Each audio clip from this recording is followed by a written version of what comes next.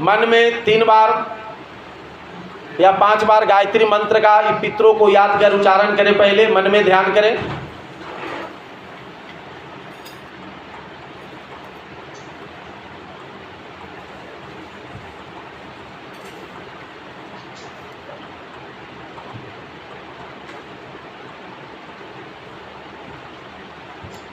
हम थोड़ा वो म्यूजिक हुआ तो में शर्म लग रहा है।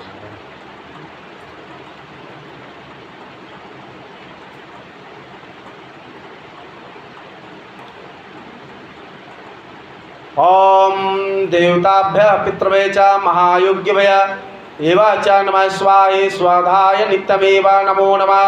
प्रेम से बोलिए पितृदेव की।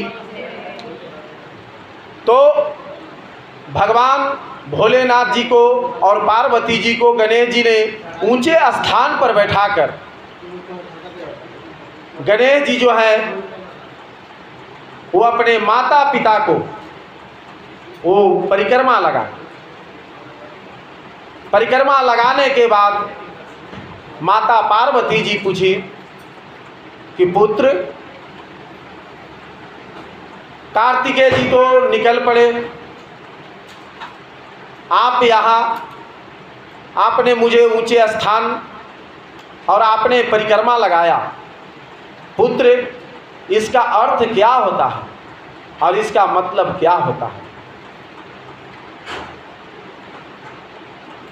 तो गणेश जी बोलते हैं कि सर्वतीर्थमयी माता सर्वदेवमयो पिता। इसका अर्थ यानी सारी पृथ्वी की परिक्रमा करने से जो पुण्य होता है, यही पुण्य माता की परिक्रमा करने से होती है। इसलिए आप सारे तीर्थ करते हैं, बहुत अच्छी बात है। कहा गया है कि भक्त के बस में है भगवान, भक्त याद करेंगे तभी तो भगवान है। तो इसलिए तीर्थ करना बहुत अच्छी बात है, लेकिन उससे बड़ा तीर्थ आपके घर में है। अगर आप अपने घर में नहीं आप करते हैं तो आपका वो तीर्थ बेकार है। तो इसीलिए सबसे प्रथम गौर और गणेश की पूजा की जाती है। माता जी साथ में होते हैं। कम से सुबह उठकर, ज़्यादा कुछ नहीं है, देखिए साथ में एक छोटी गुड़िया भी है। इसको हम 4-5 दिन से देख रहे हैं, बहुत गौर से सुनती है। तो कहा गया है कि बच्चे जो होते हैं वो माता पिता से ही सीखते हैं। तो घर में कम से कम सुबह उठकर, पहले तो एक समय हुआ करता था, हमारे ऋषि मुनि आज भी हैं, हम लोग भी हैं, बहुत से लोग हैं जो उठकर पृथ्वी को प्रणाम करते हैं, क्योंकि पृथ्वी एक माँ ही है जो हमारी वजन को रोक के रखती है। तो उसी तरह से घर में माता हैं, पिता हैं, उनको प्रणाम जरूर करें। वो चाहे हमसे गुस्सा ही क्यों ना हो, वो बुरा ही क्यों ना हो, आप ये नहीं सोचें।